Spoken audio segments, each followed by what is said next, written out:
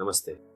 इस वीडियो में मैं आपको दिखाना चाहता हूँ कि क्यों लेज़र के पैरामीटर्स या सामान्यतः लेज़र के व्यवहार को लंबे समय तक देखना इतना महत्वपूर्ण है।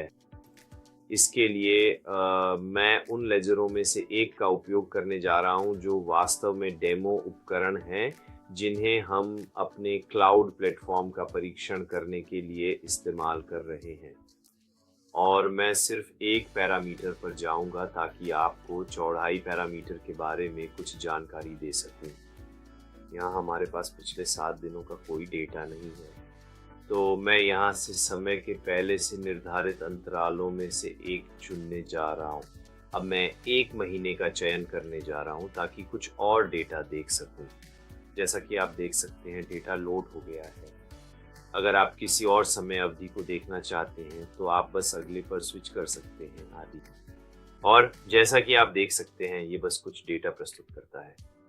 लेकिन जैसा कि मैंने आपसे वादा किया था, अब कहानी की बात करते हैं। तो कहानी ये है कि अगर आप अपने पैरामीटर्स को देख रहे हैं तो वे स्थिर नहीं होते। और अक्सर लेज़र विज्ञान में लोग सोचते हैं कि लेज़र बस काम करता है, ये काफ़ी स्थिर है, ज़्यादा कुछ बदलता नहीं है। कभी-कभी वे समय के साथ पावर को मापते हैं कि ये कैसे बदलती है आदि, लेकिन इससे ज़्यादा कुछ नहीं करते।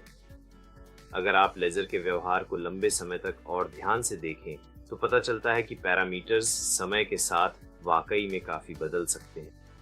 और मैंने आपको कुछ पेज दिए हैं जो दिखाते हैं कि ये कैसा दिखता है। मुझे लगता है कि ये महत्वपूर्ण है।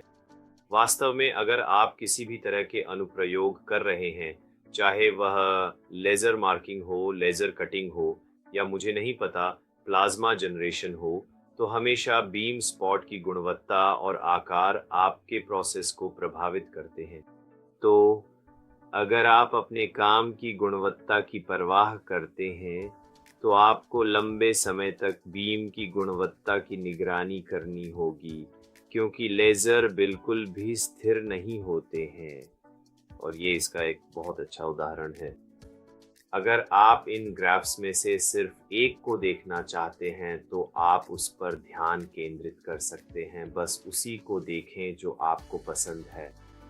लेकिन आप उदाहरण के लिए किसी एक को चुन सकते हैं ताकि वह पूरी स्क्रीन पर आ जाए, और आप यहाँ इसे अधिकतम कर सकते हैं जिससे आपको इस विशेष ग्राफ का अच्छा दृश्य मिल सके। इस बिंदु पर मैं रुकने जा रहा हूँ, क्योंकि आगे और भी कई वीडियो होंगे जो लेज़र के दीर्घकालिक व्यवहार पर आधारित होंगे। और मैं आपको विशेष रूप से आमंत्रित करता हूं कि आप हमारे ट्रेंड्स एनालिसिस और लेज़र व्यवहार की भविष्यवाणी पर आधारित वीडियो ज़रूर देखें, खासकर दीर्घकालिक संदर्भ में। तो आज के लिए आपका बहुत बहुत धन्यवाद, और मुझे उम्मीद है कि आप हमारे अन्य सामग्री भी देखना जारी रखेंगे और इसका आनंद लेंगे। तो आनंद लें, और आशा है कि आपसे जल्द ही फिर मुलाकात होगी।